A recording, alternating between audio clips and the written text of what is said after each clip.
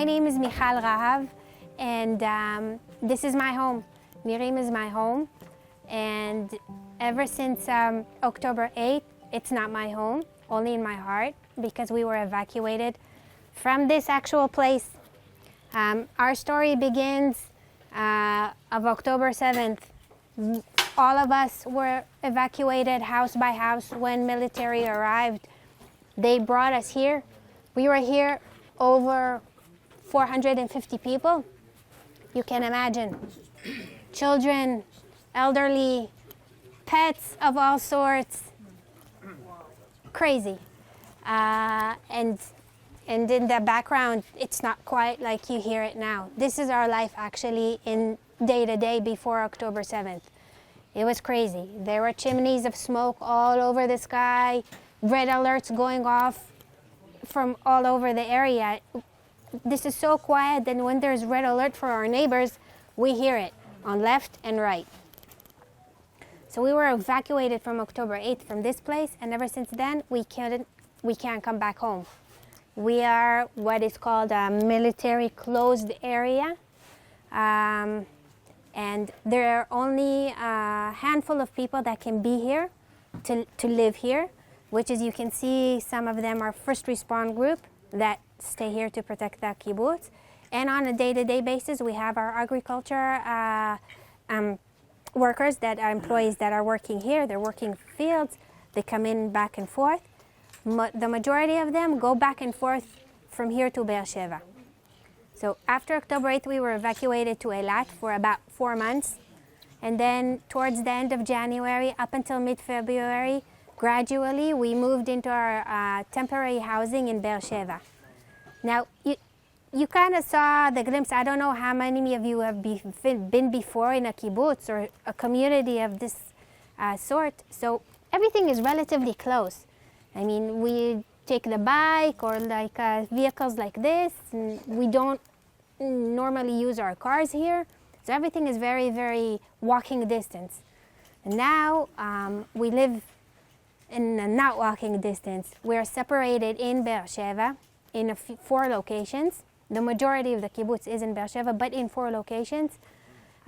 If the children used to take the bus 5 minutes from here to school, now they take the bus, it takes them an hour to get to school, back and forth.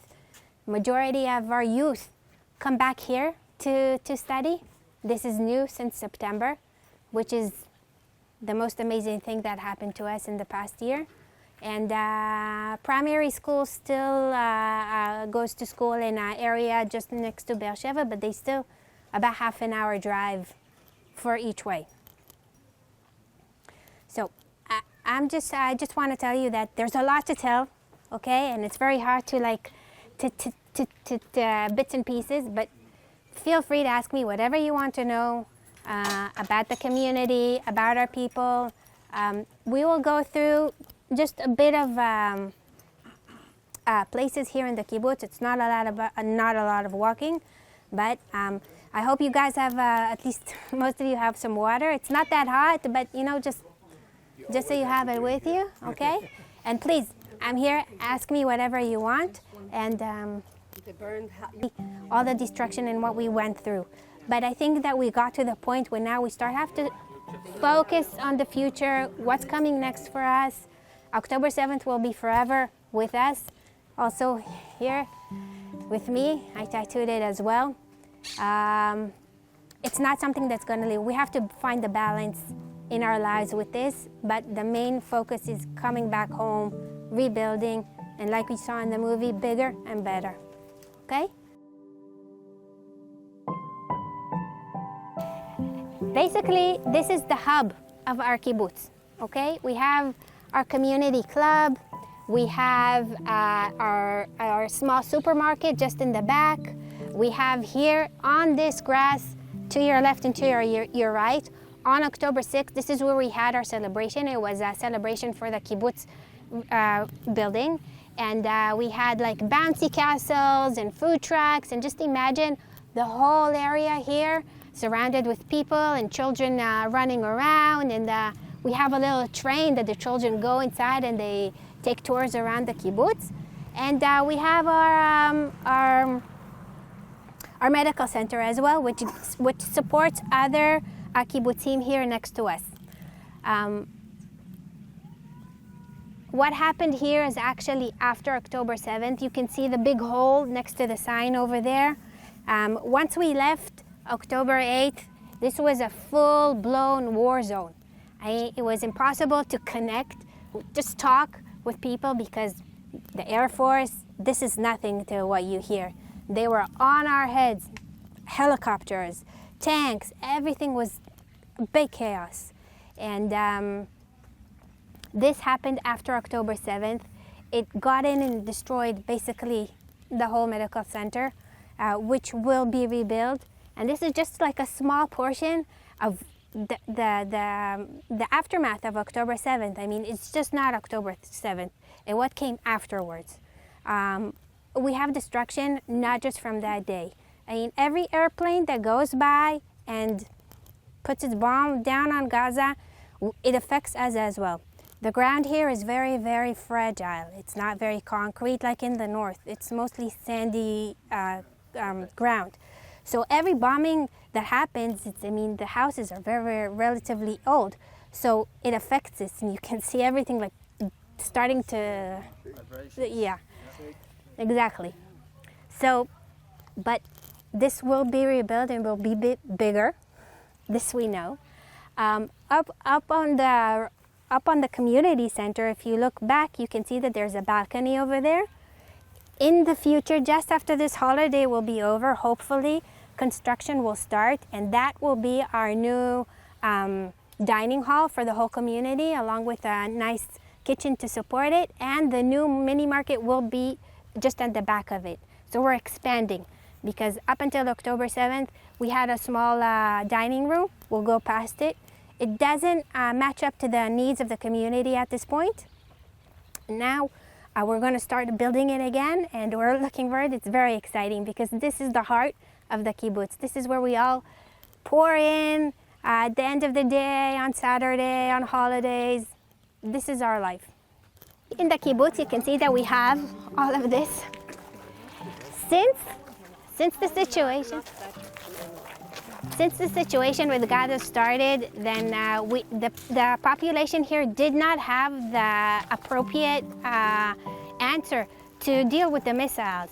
So throughout the years, what happened was that the Ministry of Defense has provided us with these kind of bomb shelters or safe rooms, however you wish to call it, and they also started attaching it to the houses as well. But not every space here got it. I mean, people think that when we live here, actually our whole house, our whole building is built from the same material, but it's not. It's actually only one room in the house. So that's why also the devastation was so big when they came and started torching everything. This path here leads to the kindergartens, also a major hub for us. This special kindergarten, we are working on expanding it, because we are aiming to build a space so they can have treatments for the children over there. Okay, a lot of children here have gone through hell, literally hell. And the treatments that we will need, myself included, it's not something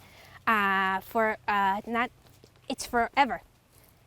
Till the end of my life, I will have to have treatment as long as these children.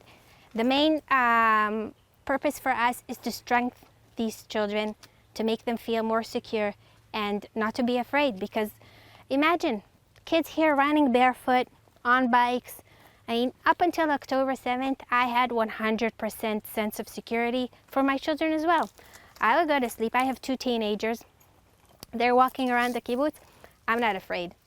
I know they'll be okay. I know I have my community to help me and help them if they need it. So, and now we're not there, but we have to go back to that. Okay, these children, they need it. So the treatment rooms, it's super, super, super important for them, because it's the path to their recovery and ours as well. They are the future of this place. Nirim actually started in the name of Dangu. And it was located 18 kilometers south to here, next to Kibbutz Nirim. Okay, about 40 young Zionists decide to go and start plowing and planting in the Negev. And they build Dangu, and they build it as a community. I mean, they have barracks where they live together and one dining hall, a few animals, a very, very simple and humble place. And then Independence War broke out. And the Egyptians, they're advancing into Israel, and they meet for the first time the young people of Dangu, which hold a fight with them for a few days. And they manage to stop the Egyptians, not for long, but they do manage to stop them for a period of time. Almost 30 people died in that battle, and their remains are buried here in one burial grave in the cemetery of Nirim, and the rest came here and built Nirim as it is. This is from that war. Inside we have a small miniature sample of what was Dangu at the beginning, and a lot of documentation of people throughout the years here in Nirim. And just on last December, the last person that survived Dangu, he also survived the Holocaust. He also survived October 7th, and he passed away, sadly. He was the last one. He was the one, he had the best sense of humor. He said, I can tell whatever I want about the battle in Dangu, because nobody's alive to contradict me. Yeah. So he was the best, and it was very, very painful for us, because that is when we started to understand how big the toll of October 7th is. Again, it's not just the burned houses. It impacts us on all levels of our life. So we're going to fast forward a bit, walk over there, and then we'll talk about what happened on October 7th.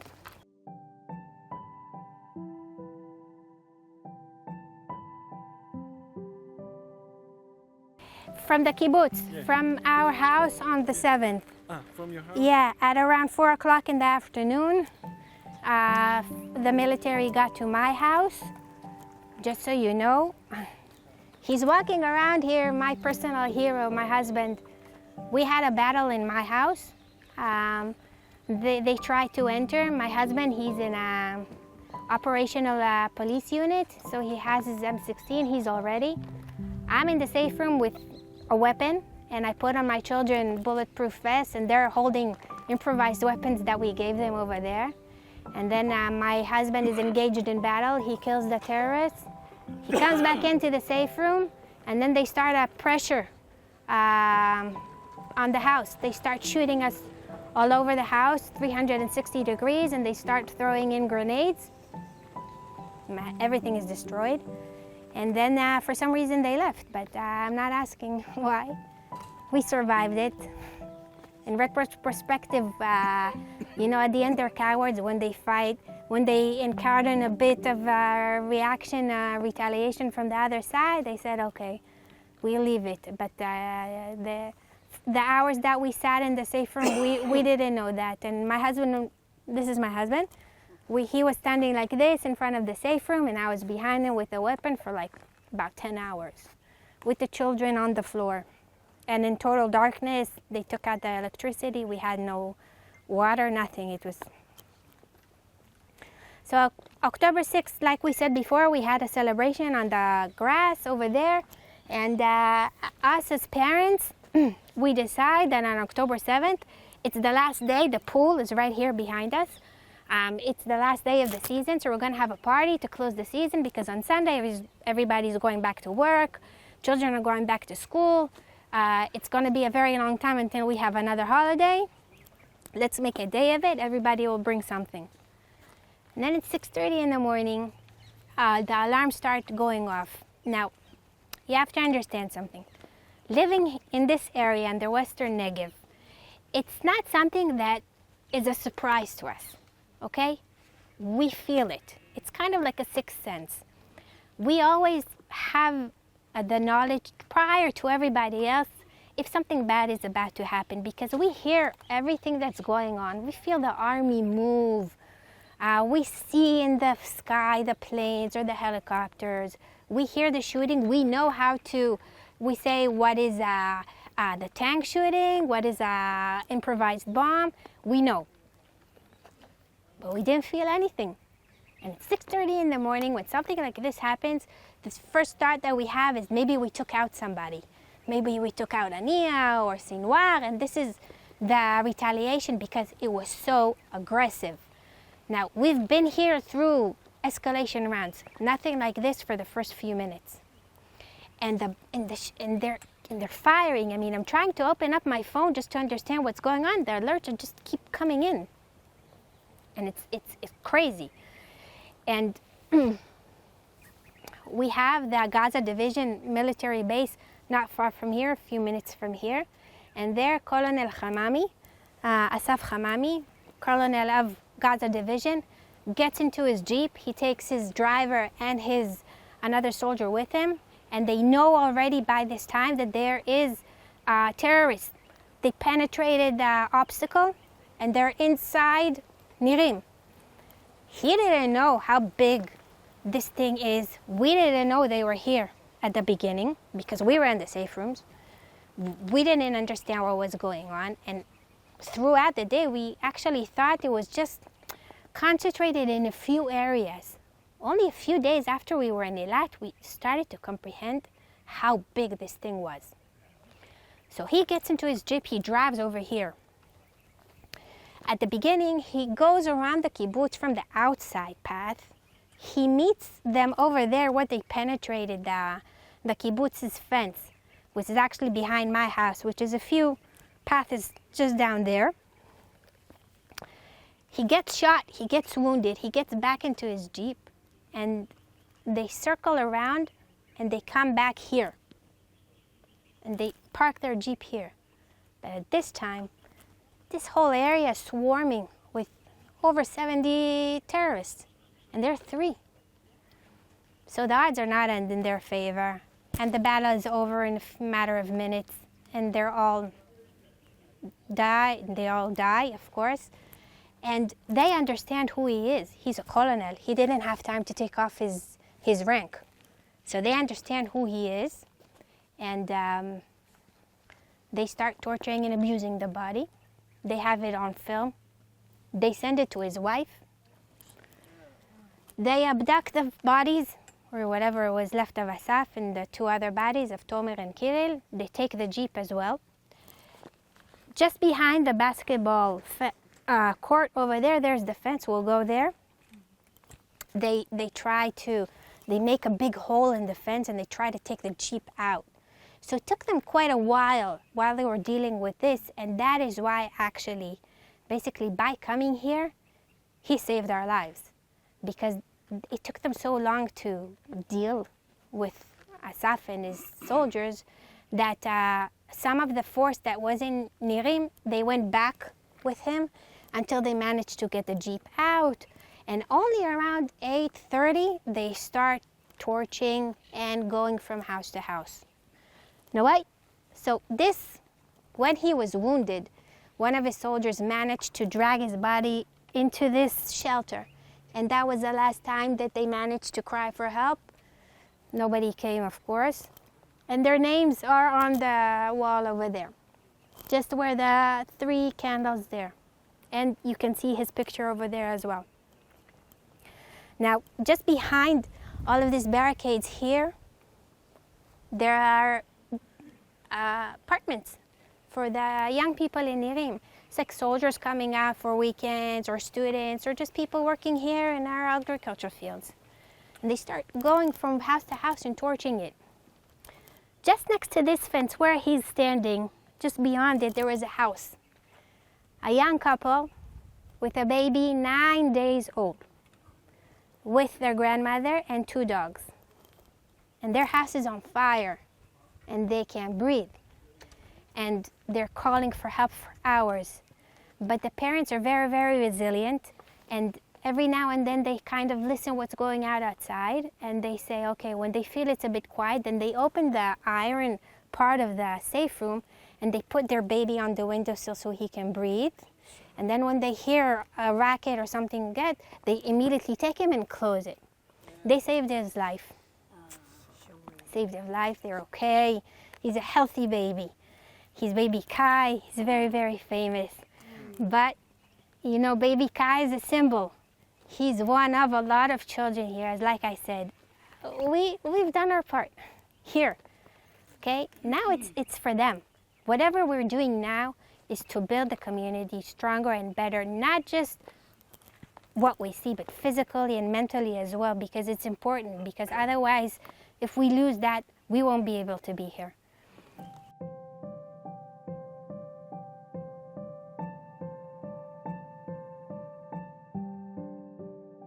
October 7th is not just the burnt houses and the wounded. Our fields suffered a lot of damage as well. Imagine that from here up until the border, tanks, jeeps, all the military equipment in the world is going over our agriculture fields. And like you said, this is the biggest area of agriculture for the whole country. So imagine the devastation. And we have to rebuild all of this. This is the kibbutz's life support, actually. Okay? And I don't think I said it in the beginning, but I don't know if you know, you are in the most beautiful place in Israel. Okay? Thank you. It is. In Kibbutz Nirim, on October 8th and October 7th, we were the only kibbutz that we were still milking. Even though we were under attack and the missiles were still falling here, we were the only kibbutz in the whole western Negev that was still operational, milking the cows, and didn't stop from then. And it took about almost a month until we started going back to the fields. And of course, these are our fields. Not all of it is they're working on it, okay? Again, you can see the banana plantations over there. I don't know if they're barely covered, but the trees that are closer to us, this is all avocado. My daughter planted one tree over there. That is our life, okay? The children are completely and totally combined in everything that we do. So yeah. So from then and up until now, there are parts of fields that we can't work anymore because the ground, it will take a few years until they manage to recover it and reprocess it and it can grow something again. But we have other fields on the other side, further from the border and souther to the border as well, that are working. And it's looking good, it's looking good. The fields here closer, just before the trees of the avocado, we had plantations of cotton, organic cotton, that were supposed to be picked just after October 7th, and then everything was gone. So they actually left from here. They cut a hole into the fence and then they left. So the fence is okay now. And Michal, you said they burned houses here. Just beyond this fence over here, you can see the door is open there, just where the everything was houses. Okay. Everything was houses, and everything was torched and burned. There was nothing to save here. So just about almost 2 months ago, they started tearing down everything. And hopefully by the end of this month, we will start rebuilding. So this is a very special place for us. This is our community garden for all of us. We had like family plots here. Every family grew their small plot. We had a herb garden, and this is a pizza oven. Yeah.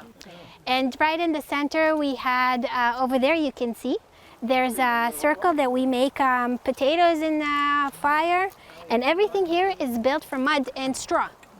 And the children and the youth and the adults, everybody was part of building this place.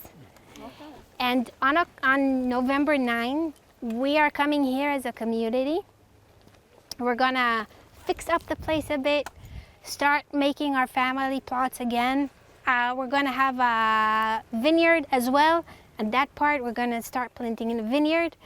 And basically it symbolizes the first step for us as a community, coming back home, setting the mindset Over there is destruction, but over here there's new life. Amen.